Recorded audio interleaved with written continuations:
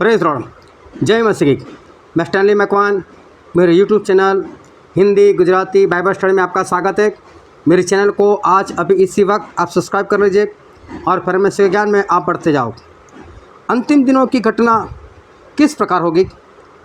पहले क्या होगा, बाद में क्या होगा, किस तरह से शुरुआत होगी, अंतिम घटनाएं कैसे अपने चरम पर पहुंचेगी और कैसे उसका अंत आएगा। अंत में कौन लोग होंगे जो बच्चे होंगे? ये घटनाएं कितनी भयानक होगी, कितने लोग मारे जाएंगे, कैसे कैसी विपत्तियों से मारे जाएंगे और आखिर में क्या बचेगा। ये सब कुछ जानने के लिए मेरे साथ लगातार इस वीडियो में अंत तक बने रहो।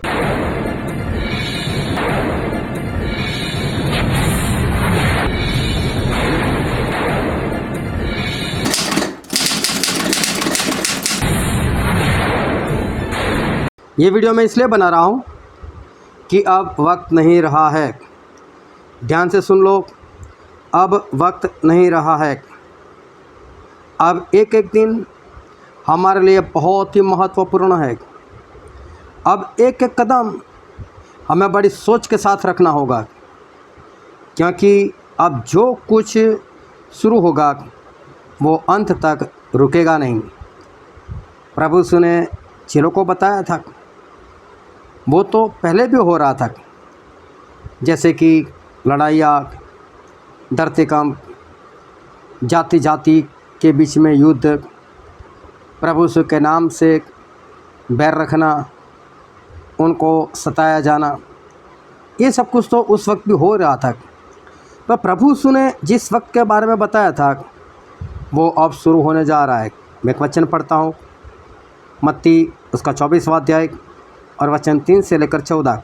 और जब वह जैतून पहाड़ पर बैठा था तो चेलों ने अलग उसके पास आकर कहा, हमसे कहे कि ये बातें कब होगी और तेरे आने का और जगत के अंत का क्या चिन्ह होगा। यीशु ने उनको उत्तर दिया, सावधान रहो, कोई तुम्हें न भरमा न पाए, क्योंकि बहुत से ऐसे होंगे जो मेरे नाम से आकर कहेंगे कि मैं मसीह हूँ, और बहुतों को भरमाएंगे। तुम लड़ाइयों और लड़ाइयों की चर्चा सुनोगे। देखो, घबरा न जाना, क्योंकि इनका होना अवश्य है, परंतु उस समय अंत न होगा। क्योंकि जाति पर जाति, राज्य पर राज्य चढ़ाई करेगा और जगह जगह अकाल पड़ेंगे और धरतीकंप होंगे। ये सब बातें पीड़ाओं का आरंभ होगी। तब वे क्लेश दिलाने के लिए तुम्हें पकड़वाएंगे और तुम्हें मार डालेंगे, और मेरे नाम के कारण सब जातियों के लोग तुमसे बैर रखेंगे। तब बहुत तरह ठोकर खाएंगे और एक दूसरे से बैर रखेंगे, और बहुत से झूठे भविष्यवक्ता उठ खड़े होंगे और बहुतों को भरमाएंगे, और अधर्म के बढ़ने से बहुतों का प्रेम ठंडा हो जाएगा। परंतु जो अंत तक धीरे धीरे रहेगा उसी का उद्धार होगा। और राज्य का यह सुसमाचार सारे जगत में प्रचार किया जाएगा कि सब जातियों पर गवाही हो, तब अंत आ जाएगा। बस ये जो हमने पढ़ा अब ये होने वाला है।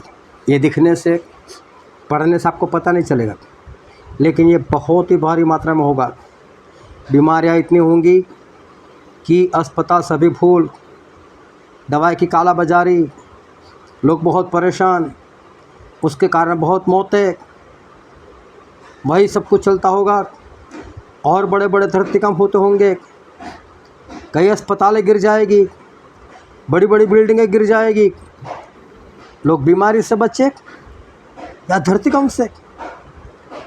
कई आश्रय स्थान बनाए जाएंगे, मतलब जो लोग बेघर हो जाएंगे, जिनके पास घर नहीं रहेगा, बीमार होंगे, कैसी हालत में होंगे, उनको एक जगह दी जाएगी और वहाँ पर उनको रखे जाएंगे।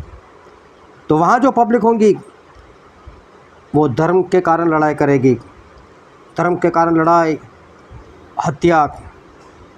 ऐसा वक्त होगा कि आपके पैसे, आपका सोना काम नहीं आएगा, वो ज़िंदगी नहीं दिलाएगा। कोई किसी पर भरोसा नहीं कर पा रहा है। लड़ाइयाँ, मिसाइल, बम से लोग परेशान। घर में रहे तो धरतीकंप का डर, बाहर हत्या का डर, बीमारियों का डर, धर्म के नाम पर लड़ाई, सभी जगह अशांति। और ऐसा जब माहौल चलता होगा, जब ऐसा दौर चल रहा होगा, तभी एक बड़ी घटना आकार लेगी जो कि प्री प्लान्ड है।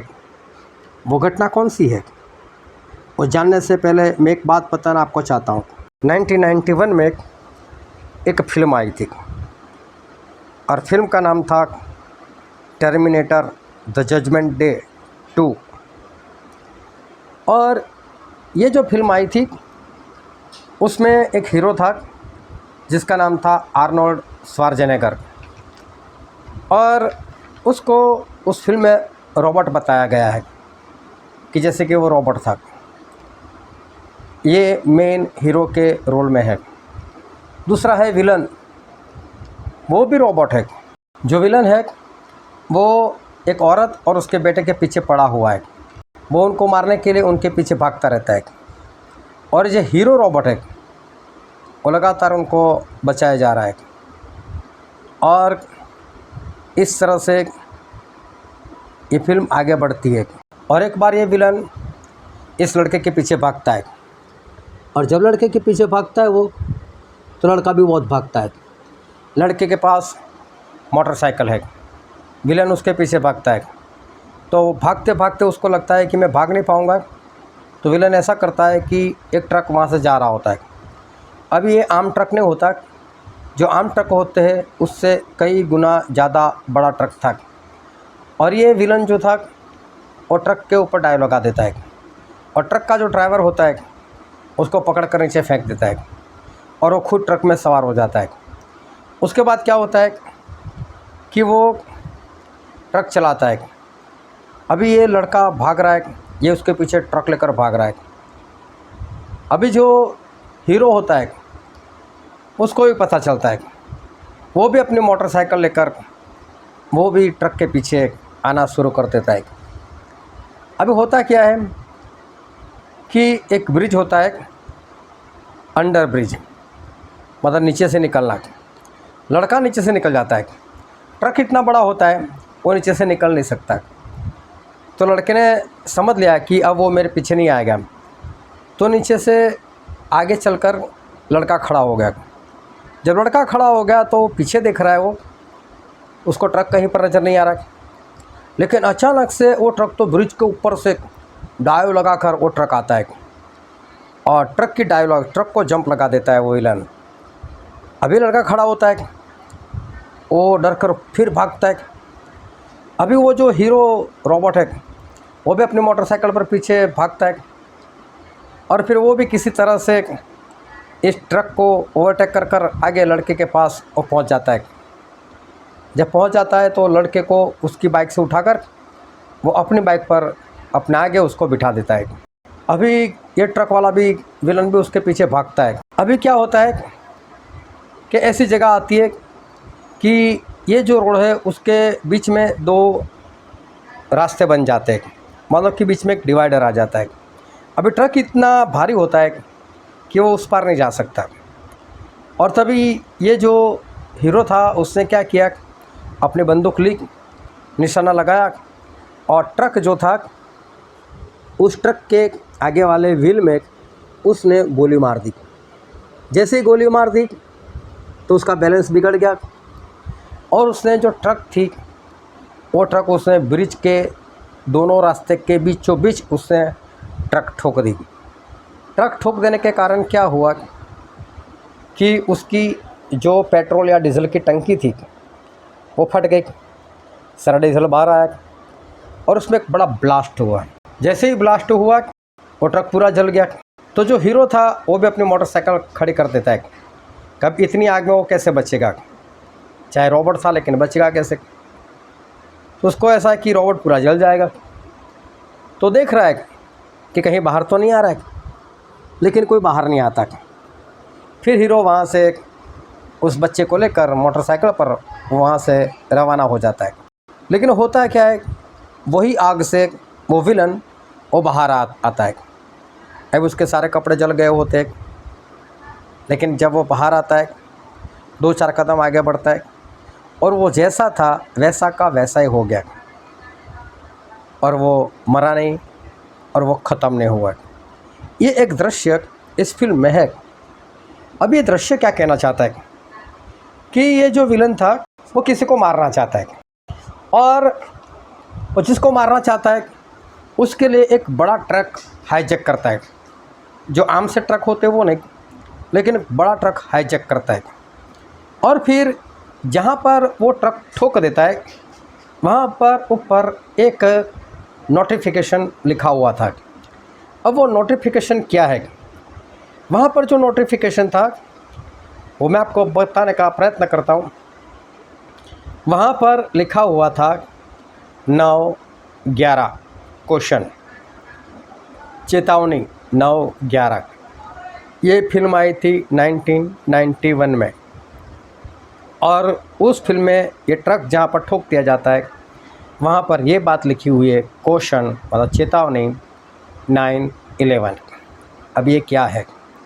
इसी में सारा राज छुपा हुआ है।